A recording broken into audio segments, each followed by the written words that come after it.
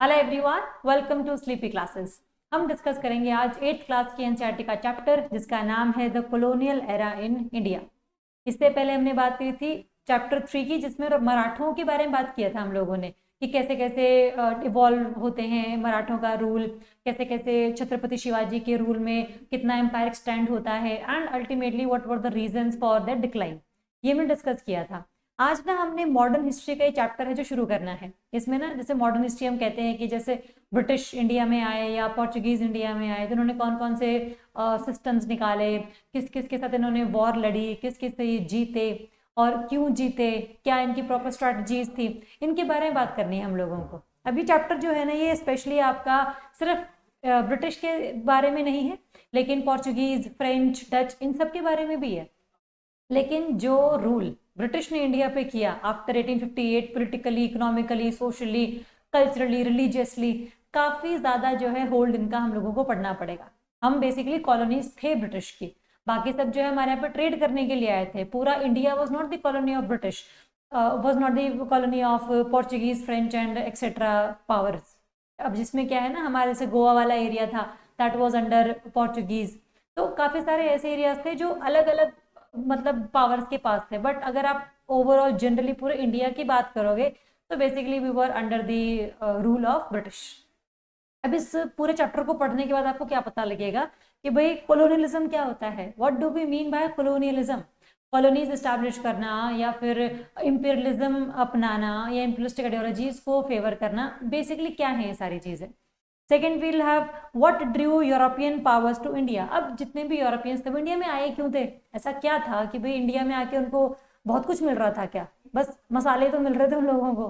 तो ये सारी चीजें देखनी है कि भाई और क्या रीजंस थे जिसकी वजह से जो यूरोपियंस है वो इंडिया में एंटर कर रहे थे। इसके अलावा what was India's economic and geopolitical standing before during colonial period. Colonial period से पहले हम किस तरीके से अपने आप को जियोपॉलिटिकल सिनेरियोज में देखते थे। जब ब्रिटिश आए तब हमारा क्या स्टेटस रह गया, और जब ब्रिटिश चले गए हमारे यहाँ से तब सिस्टम क्या रहा, ये भी अपने को देखना पड़ेगा। But that will discuss in the next chapter. And the last one, how did British colonial domination to impact India as a country. अब मान लो कोई और आपके देश में आगे रह रही है पावर, उसके ही सारे रूल्स चल रहे हैं, पॉलिटिकल सिस्टम भी उन्हीं का ही है, cultural, social, religious, every system is dominated by that power. तो इम्पैक्ट कैसे होगा, impact can be yes positive, impact can be yes negative. But British के इंडिया में आने के बाद जो चेंजेस हुए हैं, जो भी इम्पैक्ट्स हुए हैं, those are more negative as compare to positives. और पॉजिटिव्स भी ना वो मतलब इनडायरेक्टली निकल कर सामने आ गए हैं, उन्होंने किया किसी और मकसद से था, वो तो बाय चांस हम लोगों को उसका बेनिफिट मिल गया। अदरवाइज जो वेलफेयर ऑफ द पीपल है that was not the core ideology of British. Okay, तो ये बात ध्यान रखनी है। तो सबसे पहले हमने देखना है what do we mean by colonialism. अब जनरली क्या होता है ना कि जैसे मान लो ये मेरा एरिया है और ये दूसरी कंट्री है, इस कंट्री को मुझे रूल करना है। तो मैंने क्या किया, मेरे यहाँ से जो लोग हैं वो थोड़े बहुत यहाँ पर गए और यहाँ पे सेटल हो गए। उन्होंने क्या बना ली, बेसिकली यहाँ पे कॉलोनी बना ली। कुछ यहाँ से गए थे, जो आसपास के लोग रहते थे ऑलरेडी नेटिव वाले, उनको इन्होंने मना लिया था कि भाई अगर तुम हमारे साथ नहीं दोगे तो हम तुम पे अटैक करके तुमको मार देंगे। तो धीरे धीरे क्या हो ना, पहले छोटा एरिया, फिर और बड़ा एरिया, फिर और बड़ा एरिया, जो है अल्टीमेटली धीरे धीरे करके इस पावर के अंडर आना शुरू हो गया। तो कॉलोनीज की स्टैब्लिशमेंट वहां पर सोशली, कल्चरली, पॉलिटिकली जितना भी रूल है वो ब्रिटिश का होने लग गया। इसमें क्या है ना, where one country takes control of the other region. और सबसे खास बात इसमें है सेटलमेंट की। अगर आप कहीं जाके सेटल नहीं होते हो तो उसको हम कॉलोनियलिज्म नहीं कहते। आपके कुछ लोग जो है वहां पे जाके रहने होने चाहिए। ऐसा नहीं होगा कि भाई आपने बस पपट गवर्नमेंट बिठा दी यहाँ पे और जो रूल है वो आप इंडायरेक्टली वहां से कर रहे हैं, तो वो बहुत लॉन्ग टर्म के लिए नहीं जाता है। कॉलोनियलिज्म में अगर आपको लॉन्ग टर्म के बेनिफिट्स लेने हैं तो आपको अपनी जनता को थोड़ा बहुत यहाँ भेजना पड़ेगा। रूल करने के लिए जो लॉज हैं, जो नॉर्म्स हैं, जो वैल्यूज हैं वो चेंज करनी पड़ेगी लोगों की। जो लोग प्रोटेस्ट कर रहे हैं उनको रोकना पड़ेगा, उनको उनके प्रोटेस्ट को सप्रेस करना पड़ेगा। So everything that has to be done will come under the age of colonialism। ठीक है, अब ये पहली बार तो नहीं हो रहा है कि किसी एक कंट्री में लोग जा रहे हैं, वहां पर अपना जो है लूटिंग कर रहे हैं, प्लंडरिंग कर रहे हैं, चीजों को उठा कर ले जा रहे हैं और अपना जो पपेट गवर्नमेंट है वो बिठा दे रहे हैं वहां पे। पहली बार तो नहीं हो रहा था ये। ब्रिटिश के आने से पहले भी बहुत बार हम लोगों ने इन्वेजन्स देखी हैं। हमने महमूद ऑफ गजनी को भी देखा था, हमने मोहम्मद घोरी को भी देखा था, हमने जो है अपना मुगल एम्पायर भी स्टैब्लिश किया था। तो कितना ज़्यादा बेसिकली सिस्टम जो है नया डेवलप हुआ है इस एज में, वो अपने को जानना पड़ेगा, है ना। तो अब पहले तो ये है कि जो हमारी स्टैंडर्ड डेफिनेशन है वो हम शुरू करते हैं that these are the colonialist powers, कि बिना 15 सेंचुरी के आसपास जितने भी Britain, France, Netherlands, Spain, Portugal, इन्होंने बहुत अलग अलग कॉन्टिनेंट्स में, अफ्रीका में, एशिया में, साउथ अमेरिका में जो होल्ड है वो अपना क्रिएट करके रखा हुआ था, है ना। तो जब ये होल्ड क्रिएट करके रखा हुआ है तो काफी सारे लोग इनके सपोर्ट में भी हैं और बहुत लोग इनसे डरते भी हैं, क्योंकि इनके पास मॉडर्न टेक्नोलॉजी है। कोई प्रोटेस्ट होगा तो सप्रेशन के लिए बहुत ज्यादा ये ताकत लगा सकते हैं, and ultimately massacre will be there. तो लोग थोड़े से डरे हुए हैं इन लोगों से, इसीलिए कॉलोनीज बनती चली गई, बनती चली गई, बनती चली गई, और काफी ज्यादा इन्होंने यहाँ पर अपना होल्ड क्रिएट कर लिया। अब पहले आपस में नेटिव लोग आपस में लड़ रहे थे, अब हमारे देश के लिए जो बाकी फॉरेन पावर्स हैं वो लड़ रही हैं। फ्रेंच कह रहा है कि ये टेरिटरी मेरी है, ब्रिटिश कह रहा है कि नहीं टेरिटरी मेरी है, तो हमारे लिए बेसिकली अब खुद लड़ रहे हैं ये। So the political scenario got changed to a significant level, okay. And then अब रीजन क्या है, क्यों आया है यहाँ पर ये, what was the reason behind that, क्या ऐसा हो गया था कि भाई ब्रिटेन में इनको नहीं आज़ादी मिल रही थी या फिर नहीं रिसोर्सेज मिल रहे थे तो अल्टीमेटली इंडिया में आ गए। So what was the reason, सबसे पहला रीजन है टेरिटोरियल एक्सपेंशन। आपने अपने टेरिटरीज को एक्सपैंड करना है। क्यों करना है आपने एक्सपैंड, आपके पास टेरिटरी ज्यादा होगी, then you will have more raw materials in terms of iron, coal etcetera. इतने अगर आपके पास हैं ये, तो आप इंडस्ट्रीज में इनको यूज करेंगे। इंडस्ट्रीज की जो डेवलपमेंट जितनी ज्यादा होगी उतना ही आप लोगों के पूरे देश की इकोनॉमी चलेगी। So if you want to grow your economy, if you want to develop your economic status, then ultimately industries should be developed. And for that you need raw materials, and for raw materials you need territory. And for those territories you should make people convinced that this territory belongs to you and not to them. So that's whole the idea. So the first reason is territorial expansion, and then is global influence. That जो British है उसके पास इतनी सारी colonies हैं, जो Spain है उसके इतनी सारी कॉलोनीज हैं, जर्मनी के पास कॉलोनीज नहीं है, so it was kind of an humiliation in that context, है ना। तो ग्लोबल इन्फ्लुएंस बनाए रखने के लिए आपको जो है इकोनॉमिकली, पॉलिटिकली, सोशली, जियो पोलिटिकली, स्ट्रैटेजिकली काफी जो लोकेशंस है अपने अंदर होल्ड में रखनी पड़ेंगी, ठीक है। एक तो ये, इसके अलावा अब एक्सपेंशन आपने करनी है तो इसके लिए एक्सेस टू रॉ मटेरियल्स आ जाएगा आपके पास नई मार्केट्स आ जाएंगी। आपने देखो यहाँ से रॉ मटेरियल लिया, अपने देश में चीज बनाई, और वो चीज बना के बेची कहाँ, जहां से रॉ मटेरियल लिया था। So you'll have access to new markets, you'll have access to new trade routes, नए नए एरियाज खोजेंगे, अलग अलग जगहों से ट्रेड करेंगे। जितना ज्यादा एक्सपोर्ट उतना ज्यादा आपके लिए प्रॉफिट, उतना ज्यादा आपकी इकोनॉमी का development. So that is the idea behind territorial expansion, ठीक है। इसके अलावा सेकंड रीजन था, जैसे ग्लोबल इन्फ्लुएंस की हमने बात करी तो सबसे पहला इसमें converting indigenous population to Christianity. जो धर्म का प्रोलिफरेशन है दैट इज वेरी स्ट्रॉन्ग। अगर धर्म एक बार पहुंच जाता है तो लोगों की जो आइडियोलॉजी है वो भी आपकी जैसी ही हो जाती है। तो अगर आप लोगों को कन्विंस करना चाहते हैं तो just convert them into your religion, okay. So first of all this की क्रिश्चियनिटी को और ज्यादा हमें प्रमोट करना है। We'll discuss in details in advanced courses like how can we use this kinds of methods, जैसे क्रिश्चियनिटी को develop क्यों करना है ना। तो एडवांस कोर्सेज जो हैं हमारे, उसमें आप इनरोल कर सकते हैं, जिसमें आपको डेली लाइफ जीएस क्लास मिलेगी, टेस्ट सीरीज है आपके पास, टारगेट्स हैं डेली के आपके पास, and ultimately you will have all the last minute revision notes as well, ठीक है। तो थोड़ा सा इसको हम देखेंगे, it's just an information for you guys, otherwise will continue our lecture again. So एक तो ये चीज हो गई। इसके अलावा क्या है, scientific inquiry, to have the desire to explore unknown lands so as to accumulate more knowledge. कि सिर्फ मैं ना वहां से मसाले लेके नहीं आऊंगा, मैं ना कुछ नॉलेज भी लेकर आऊंगा वहां से। So that is the curious mindset that Britain के लोग या फिर फ्रांस के लोग they had in their mind, है ना। तो ये सारी चीजें हैं, तो कुछ ये रीजंस। इसके अलावा ना एक बड़ा इंटरेस्टिंग सा रीजन भी है कि इन लोगों को लगता था that this is the responsibility to make other civilised.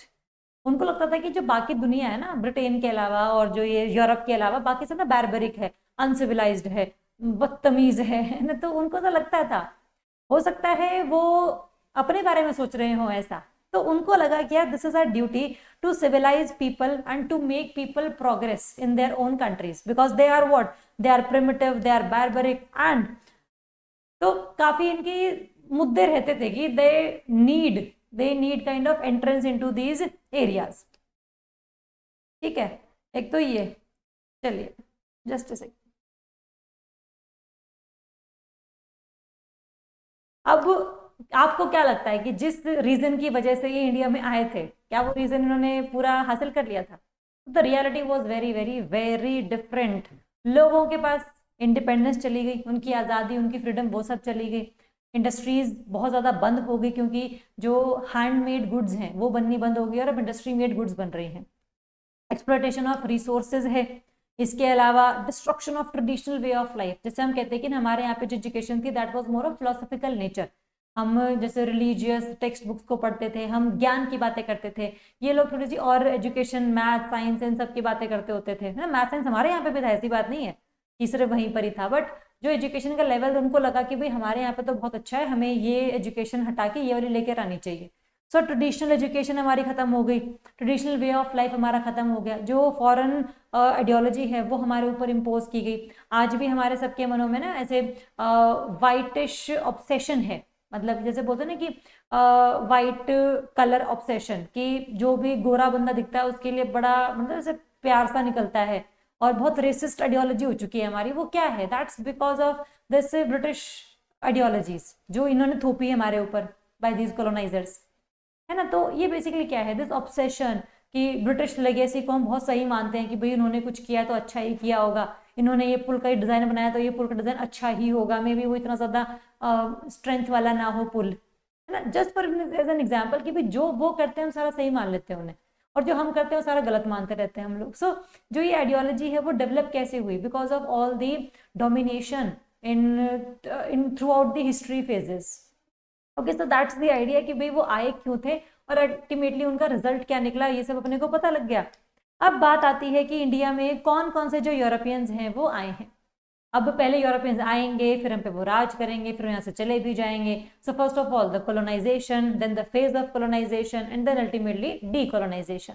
और जहां जहां पर वो बसे थे, एशिया, अफ्रीका, साउथ अमेरिका वगैरह में, वहां से चले भी जाएंगे फिर थोड़ी थोड़ी देर में, है ना। वर्ल्ड वॉर 2 के बाद 1945 के बाद जो है प्रॉपर एक जो फेज है ऑफ डीकोलोनाइजेशन वो शुरू हो जाता है कि भाई अब ना इन कंट्रीज में रहना नहीं है, अल्टीमेटली अपना घर जाते हैं और वहीं पर ही अपना पूरा ट्रेड मर्चेंट हम बनते हैं। ठीक है, बात आती है यूरोपियंस इन इंडिया। क्या इंडिया में यूरोपियंस आए थे? Then answer is yes, India में यूरोपियंस आए। इंडिया में जो है पोर्चुगीज आए, वहां से अपने यहाँ पे डच आए, इंग्लिश आए, फ्रेंच आए, तो काफी सारे हमारे यहाँ पर आए हैं।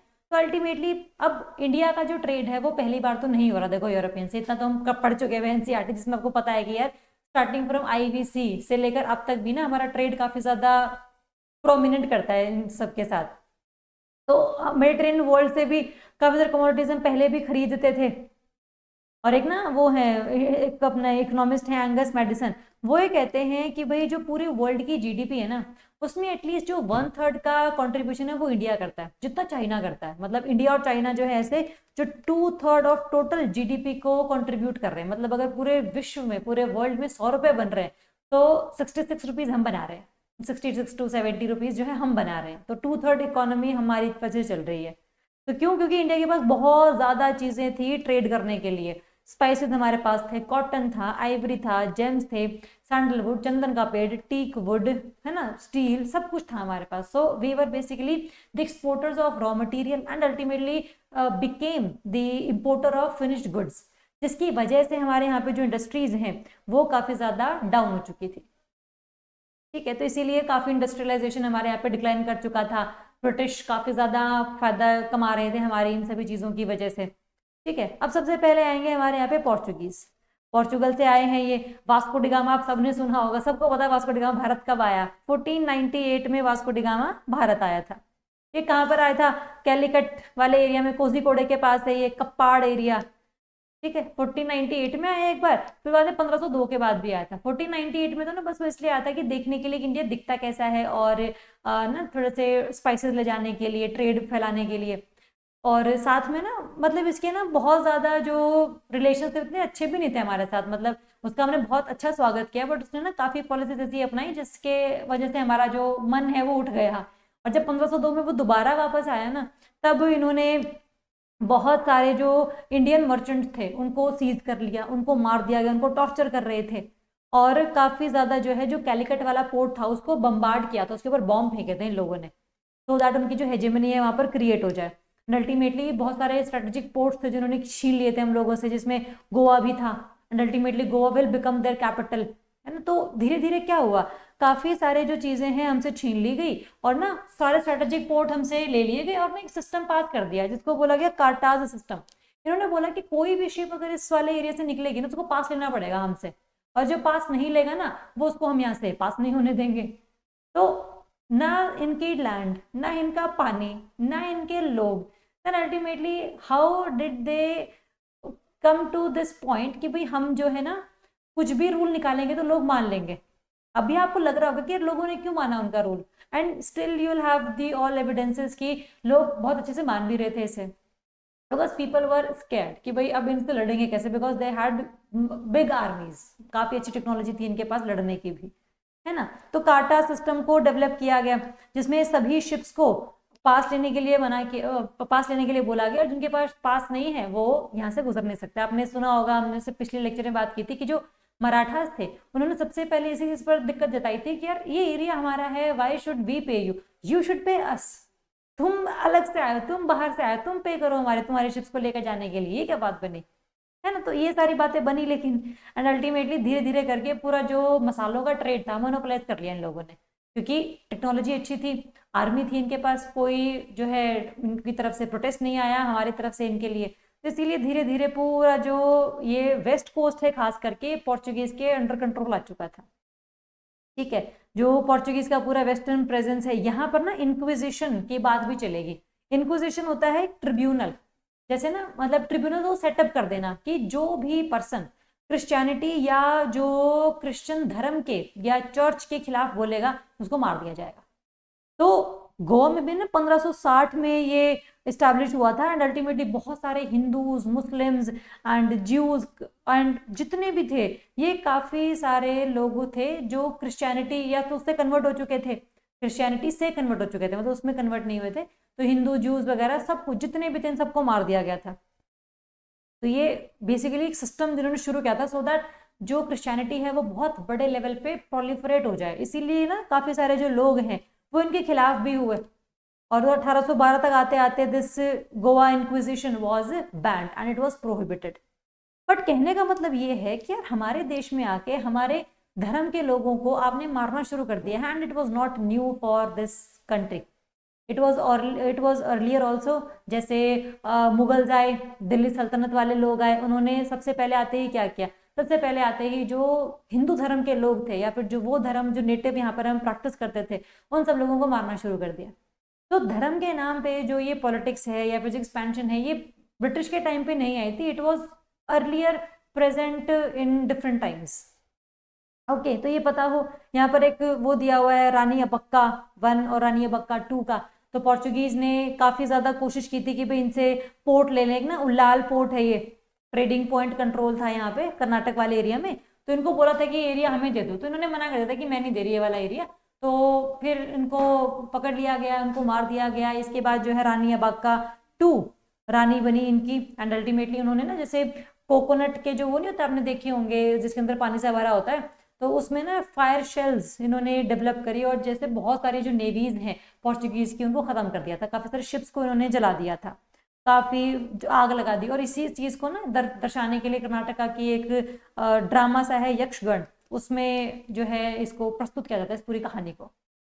तो कहने का मतलब क्या है ना कि पोर्चुगीज इंडिया में आए, इस्टेब्लिश रिलेशन उन्होंने नहीं करे, रिलीजन के नाम पे काफ़ी परसिक्यूशंस किए, और काटा सिस्टम ये लोग लेकर आए, जिसकी वजह से काफ़ी ज़्यादा लोग रेजिस्ट करने लगे थे इनके रूल से।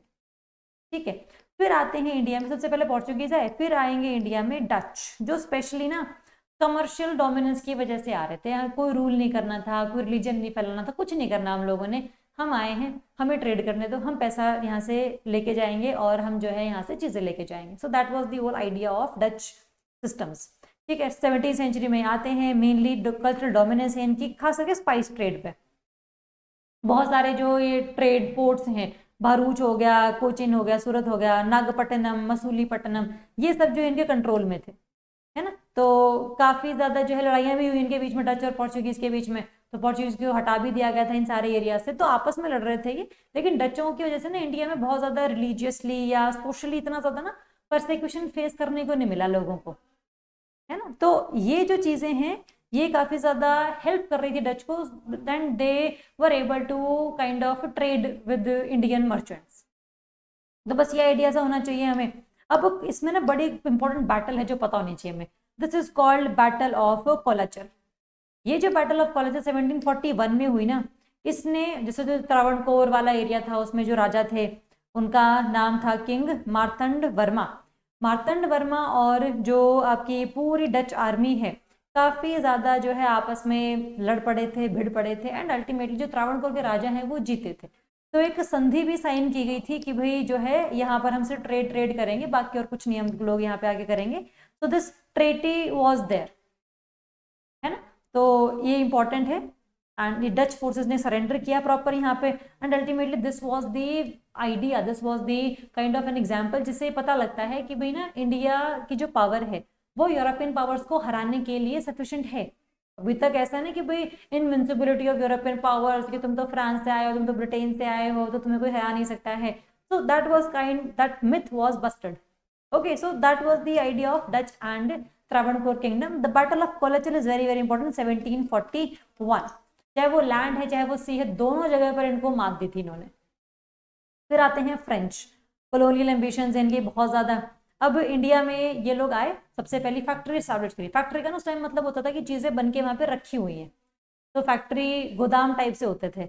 1668 में पहली जो ट्रेडिंग पोस्ट है सूरत में वो बनाई गई थी, और बाद में पुडुचेरी में उसको ट्रांसफर किया गया। तो सूरत, पुडुचेरी, काफी सारे जो एरिया है वो फ्रेंच के अंडर कंट्रोल आ चुके थे। इनकी भी कंपनी का नाम क्या था, ईस्ट इंडिया कंपनी, जिसको आप कैंपनी डेस इंडेस ओरिएंटल्स भी बोल सकते हैं। That's again in French language, we are not going to remember this pronunciation here, बस पता हो फ्रेंच ईस्ट इंडिया कंपनी। और मकसद क्या था, मकसद था फ्रेंच एम्पायर को इंडिया में स्टैब्लिश करना। ठीक है, ये हमारा था। इसके सबसे जो इंपॉर्टेंट गवर्नर जनरल है या फिर कह लो कि मतलब जो के रूलर टाइप से हैं वो डुप्लेक्स थे। 1742 से 1754 तक के जो ये 12 साल इन्होंने जिए ना, यहाँ पे बहुत सारे जो है एक्सपेंशन पॉलिसीज इन्होंने अपनाई है। तो duplex is very very important, French governor general हैं। इन्होंने बहुत सारे इंडियन सोल्जर्स को ट्रेन किया, बहुत सारे जो मिलिट्री टेक्निक्स हैं वो सिखाई, डिसिप्लिन इन्फेंट्री सोल्जर्स को डिप्लॉय किया, जिन्हें सिपॉयज कहा जाता था। जैसे आज भी हम सिपॉय म्यूटिनी बोलते हैं ना, सिपॉय मतलब वो नहीं होता, मतलब सोल्जर नहीं होते, इनको बोला गया था बाय डुप्लेक्स, है ना, सिपॉयज बोला गया इन्हें। एंड अल्टीमेटली इन्होंने बहुत सारा जो इंडिया में इंडियन रूलर्स को पपेट बनाया कि भाई रूल रहेगा फ्रांस का और तुम बस हमारी जगह पे काम करोगे। So puppet Indian rulers were basically developed by these French people, है ना। तो बस ये ध्यान रखेंगे एक तो। इसके अलावा कर्नाटिक वॉर्स बड़े इंपॉर्टेंट है इसमें। कर्नाटिक वॉर जो है ना पूरे 1746 से 1763 के बीच में हुए, बिटवीन फ्रेंच एंड ब्रिटेन, इन दोनों के बीच में हुए हैं ये। क्योंकि ना फ्रांस ब्रिटेन थोड़ा सा ना आपस में इनकी कम ही बनती थी वैसे तो, और तो वर्ल्ड वॉर 1 के टाइम पे, वर्ल्ड वॉर 2 के टाइम पे कहीं जाके आपस में साथ आएंगे, अदरवाइज कभी बनी नहीं फ्रांस और ब्रिटेन की। दोनों के अलग अलग कल्चर्स रहते थे, हमेशा लड़ाई करते रहते थे, कभी कुछ है कभी कुछ है। So we are not going into that, but yes France Britain के बीच में लड़ाइयाँ चली और यहाँ पे तो कॉलोनीज की बात चल रही थी। ठीक है, सो स्टार्टिंग में तो जो डुप्लेक्स है उन्होंने काफी ज्यादा रेजिस्टेंस दिखाया, मद्रास वाला एरिया कैप्चर करके रखा, बट बाद में धीरे धीरे जो है ना काफी ज्यादा एरिया ब्रिटिश ने इनसे एक्वायर कर लिया। तो टोटल 3 कर्नाटिक वॉर होते हैं जिसमें काफी सारा जो एरिया है वो ब्रिटेन के पास चला जाता है ऑफ फ्रांस। तो कहीं ना कहीं पता लगता है कि जो ब्रिटेन है वो ज्यादा अमाउंट में टेक्नोलॉजिकली एडवांस्ड है as compare to all other powers. ठीक है, एक तो ये। अब जो फ्रेंच कॉलोनियल पावर्स थी इन्होंने ना, जैसे पोर्चुगीज ने किया था कि हम रिलीजियस परसिक्यूशन करवा रहे थे पोर्चुगीज, तो इंक्विजिशन एक्ट लेकर आ गए थे। फ्रेंच ने ना डच ने कुछ नहीं ऐसा किया। इनको पता था कि यार अगर तुम किसी के धर्म के बीच में बोलोगे तो लोग सहते नहीं है और लोग जो वहां से निकाल देते हैं। इसीलिए ना तो कोई हम लोगों ने यहाँ पे रिलीजियस लाइफ को चेंज करना, सोशल लाइफ को चेंज करना, बट एक एक्सेप्शन बहुत तगड़ा है यहाँ पे। एक्सेप्शन ये है कि फ्रांस के जो ये डुप्लेक्स हैं, उन्होंने 1748 में पुडुचेरी का एक टेम्पल जिसका नाम है वेदापुरीश्वरन, ये जो टेम्पल है ये काफी ज्यादा मतलब हरा भरा और भरा पूरा टेम्पल हुआ करता था। इसको लूटने का, इसको गिराने का जो ऑर्डर है वो डुप्लेक्स ने दिया। एंड अल्टीमेटली क्योंकि इसकी वाइफ ने कहा था या फिर इसके जो और लोग थे है ना, तो प्रीस्ट थे, उन्होंने भी कहा था कि भाई इसको हटाओ यहाँ से, सो दैट लोगों के मन में डर बैठे। तो सिर्फ इकलौता यही एक्सेप्शन था जिसमें इन्होंने टेम्पल को गिराया, टेम्पल को डिस्ट्रॉय किया। लेकिन इसके अलावा फ्रांस के जो भी लोग यहाँ पर आए थे ट्रेडर्स बन के, उन्होंने बहुत ज़्यादा इंडिया की जो ये सोशल या रिलीजियस लाइफ है उसमें इंटरफेरेंस नहीं दिखाई थी। Okay, so you should have an idea कि भी फ्रांस के लोगों ने क्या क्या सारे काम जो है वो करे हैं। ओके, तो यहाँ पर ना हम लोगों ने पोर्चुगीज, डच और फ्रेंच इन 3 पावर्स को पढ़ा है। हमारे जो मेन दुश्मन है वो है ब्रिटिश। वो भी आएंगे अलग अलग पॉलिसीज लेकर, सब्सिडरी अलायंस लाएंगे, कभी डॉक्ट्रिन ऑफ लैप्स लाएंगे, कभी डिवाइड एंड रूल की पॉलिसी खेलेंगे, बहुत कुछ करेंगे ये इंडिया में अभी। तो देखेंगे इसको हम नेक्स्ट चैप्टर में। पूरा जो कॉलोनियल पावर है वो ब्रिटेन के रिगार्डिंग ही है हमारा सारा का सारा। So will complete this in next lecture. Okay, आपको बस पता होगी भी इंडिया में कैसे कैसे कौन कौन आया है और उनकी क्या क्या पॉलिसीज रही हैं, कौन कौन सा जो गवर्नर जनरल फेमस रहा है, या फिर कौन कौन सी बैटल्स हुई हैं, बैटल ऑफ कैलोचल जैसे। ठीक है, तो इसको थोड़ा सा करो आप रिवाइज। कोई भी दिक्कत रहती है तो बताओ हमें and will solve that out. Thank you so much, all the best.